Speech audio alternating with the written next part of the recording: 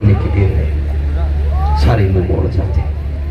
उनसे क्या वफा करनी है जो एक लम्हे के साथी नहीं। वफा करनी है तो उससे करो जो यहाँ हाथ पकड़ता है तो फिर जन्नत में जाके छोड़ा करता है। अपने नबी से वफा करो, मुस्तफा से वफा करो, याद रख जाया करो कब्रों। कितने लोग ऐसे ऐसे मैं एक साल मुझसे कहने लगे बड़ा करिए वो परेशान हो गया हूँ, पहले अच्छे खासा हिसाब था लेकिन अब तो मुसीबतों पे मुसीबतें आ रही है, कोई वजीफा तुम्हें तो आता होगा। मैंने कहा चिल्ले किए, कहता नहीं तकरीरें तो बहुत करते हो। तो मैंने कहा हमें तकरीरों में चिल्ले ही सिखाई है।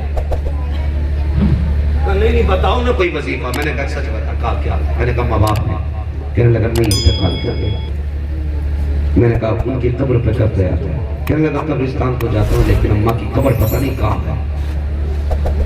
ये हमारी कौम क्या खबरों के निशान तक हम भूल गए। हमने कहां बाप को उतारा था कुछ याद नहीं रहा। भाई मैंने उससे कहा चल तुझे कोई किसी वजीफे की जरूरत नहीं। उसने कहा फिर मैंने कहा पता कर किसी बुजुर्ग से तेरी माँ की कब्र बाप की कब्र कहाँ। कहा फिर मैंने रोज सुबह सुबह माँ बाप की कब्र पे जा और जो भी तुझे याद है कलमा शरीफ दुरूद शरीफ पढ़ो उनकी रूह को बख्शे।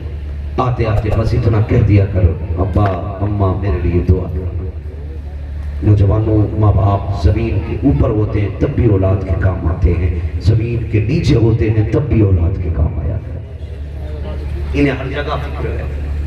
जानते हो हकीकत क्या कब्र है। हमारा अकीदा यह है मरने के बाद भी लोग जिंदा है कि नहीं है। यही अकीदा है कि नहीं। और यहाँ तक फरमाया गया कि जब बंदा कब्र में उतार दिया जाता है तो उसकी समाधि इतनी बढ़ा दी जाती है कि वो तुम्हारे जूतों तक की आवाज महसूस सुनता है। समझ गए मेरी बात। मैं बहुत आसान जबान में आपसे गुफ्तगू कर रहा हूँ ताकि आप समझ जाएं, कोई आपको बहका ना सके। जाया करो कब्रों पे और कुछ पढ़ के दुआएं करके कहा करो बाप दुआ कर दो मेरे लिए। ये वो है जब तुम पलट के आते हो ना तो माँ के हाथ उठते, अगर बाप कब्र में लेटा है तो उसके हाथ उठते। पहली बात तो ये अगर कोई बेटा अपने बाप की कब्र पे जाता ना जुमे जुमे तो जो दाएं बाएं कब्र वाले होते हैं ना जिनके अपने नहीं आया करते वो कहते मुबारक हो तो कितना नसीब वाला है तेरा बेटा तुझसे मिलने आ रहा है। ये कहते हैं तेरा बेटा तुझसे मिलने आ रहा है। मुबारकबाद क्या होती है। मुबारक हो तेरा बेटा आ रहा है। हम जाके खड़े होते हैं तो पड़ोस वाले पूछते यार मत जाओ ना मेरे बेटे से भी कह देना एक चक्कर वो भी लगा जाए। वो हमें बुलाना चाहते हैं लेकिन हम जाना नहीं चाहते। वो बुलाते हैं हमें। फरमाया गया जब कोई कब्रिस्तान जाता है सूरह फातिहा पढ़ो यानी अलहम्द शरीफ और उसका सवाब बख्श और उसके बाद पलट के आने लगता है। अगर माँ या बाप है तो वो रब की बारगाह में हाथ उठा के कहते हैं या अल्लाह ये मेरा बेटा है, ये मेरा बेटा है। जब मैं जिंदा था तो ये मेरे पास आता था मालिक, मैंने कभी खाली नहीं जाने दिया। माँ कहती है ए रब मेरे पास आता था ना तो कभी तकिए के नीचे से फल निकाल के दिए, कभी थैले से मैंने चीज निकाल के दी, मैंने अपने बेटे को कभी अपने पास से खाली न जाने दिया। ए मेरे मालिक आज मेरी कब्र से जा रहा है, अगर खाली गया तो माँ की ममता रुसवा हो जाएगी, माँ का रिश्ते पे बदनाम हो जाएगा। रब फरमाता मेरी बंदी तू बता तू क्या चाहती है। तो एक माँ कहती है यार अब जब मैं जिंदा थी मेरे पास आया करता था तो मैंने खाली नहीं लुटाया, आज ये तेरी जो घर से जा रहा है मालिक खाली न लुटाना। जब माँ इतना कह देती है रब क्या हुक्म देता है फरिश्तों ऐसा करो इसका नामा अमाल चेक किया जाए। फरिश्ते नामा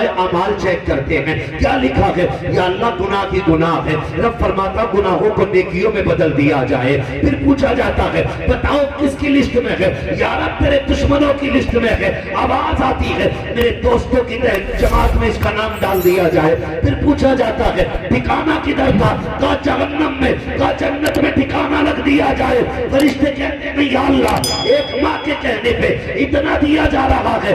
रब कहता है वो माँ हो करके अगर बेटे से इतना प्यार करती है तो मैं रब हो करके बेटे से कितना प्यार करता हूँ जमाने को बता दो। जब माँ देती है अपनी औकात पर देती है, जब खुदा देता है तो अपनी रहमतों के हिसाब से। नारे तकबीर, नारे रिसालत, उलमाए सुन्नत। ये भी एहतमाम करेंगे इंशाल्लाह। जाया करेंगे कब्रिस्तान, किसी का काम बिगड़ गया हो, माँ जिंदा है या नहीं है, जिंदा है तो कदमों में बैठ, मुर्दा है तो कब्र के पास बैठ, उससे अपना हाले दिल के, वो वहां भी तुम्हें अकेला नहीं छोड़ते, वो वहां भी तुम्हें अकेला नहीं छोड़ते। माँ बाप दौलत ही ऐसी यार। तुमने कभी मुर्गी देखी है? हम लोग गाँव वाले लोग अक्सर लोगों ने देखा हो मुर्गी, कोई बिसात है मुर्गी की, कोई बिसात नहीं। अगर उसके बच्चे को ना चील पकड़ में आ जाए तो उसके साथ उड़ने लग जाती है। अगर बिल्ली बच्चे पे हमला कर दे तो वो बिल्ली से लड़ जाती है। क्या है? ताकत है? नहीं, ममता है। अगर जानवर के दिल में इतना प्यार है औलाद का, तो फिर तेरी मेरी माँ के दिल में हमारा कितना प्यार होगा। कभी सोचा करो, बैठ कर ख्याल किया करो। बाप ना वो दरख्त है जिसके बगैर साए को तरस जाओगे, जो चला गया तो राहत को तरस जाओगे। हम बड़े बेवफा हैं, बड़े बेवफा हैं। सोचो तो सही, हम किसान लोग हैं, हम धान भी लगाते हैं ना तो ये सोच के लगाते हैं कि 3 महीने में इससे नाज आ जाए। पौधे भी लगाते तो बेवजह कोई पौधा हम अपने घर में नहीं लगाते, या तो फल वाला होगा या साए वाला होगा। वो कहा था ना किसी ने, पेड़ उम्मीद का ये सोच के काटा न गया, फल ना पाएंगे इस पे तो हवा भी देगा। यार एक पेड़ लगाने वाला भी एक दरख्त से उम्मीद रखता है कि ये साया देगा। अगर बंदा दरख्त से साए की उम्मीद रखता है तो बाप औलाद से अपनी मदद की उम्मीद नहीं रख सकता। कितना दिल दुखता होता उस बाप का जिसे बुढ़ापे में औलाद अकेला छोड़ दे। यार जब इसकी बाजुओं में ताकत थी, बदन में जान थी, तो दुनिया यार थी इसकी। जब बदन कमजोर हो गया तो एक कोई सहारा था, लेकिन तूने भी ये कह के ठोकर मार दी कि तेरा खर्चा उठाऊंगी अपनी औलाद का। बता उस बाप के दिल पे क्या गुजरी होगी। फिर तू कहता तुम्हारे करता हूं कबूल नहीं होती। अल्लाह कहता अगर तू बाप का नहीं है तो फिर मेरा भी नहीं है, अगर तू माँ का नहीं है तो फिर हमारा भी नहीं। उसने साफ मना कर दिया, तू माँ बाप का हो जा, हम तेरे हो जाए।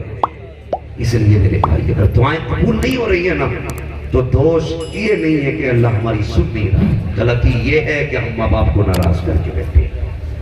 राजी करेंगे माँ बाप को इंशाअल्लाह, इंशाअल्लाह। जवानों में सबसे अच्छा नुस्खा, कई लोग पूछते हैं अमीर कैसे होना, मैं कहता हूँ अपनी कमाई सबसे ज्यादा अपने माँ बाप पे खर्च किया।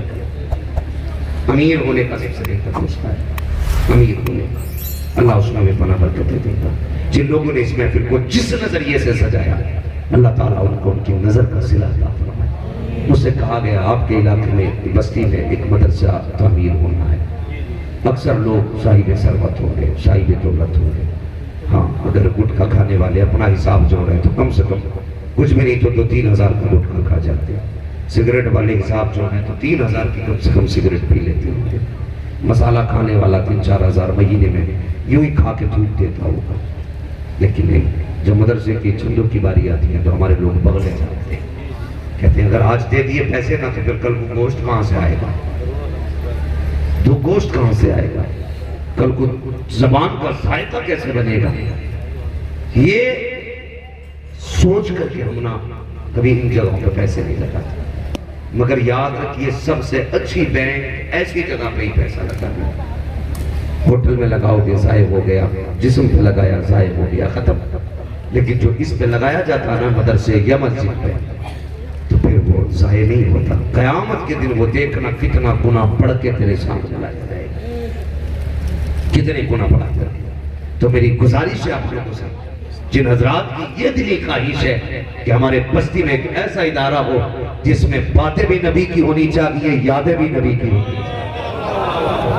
होना चाहिए, होना चाहिए कि नहीं होना चाहिए। तो मैं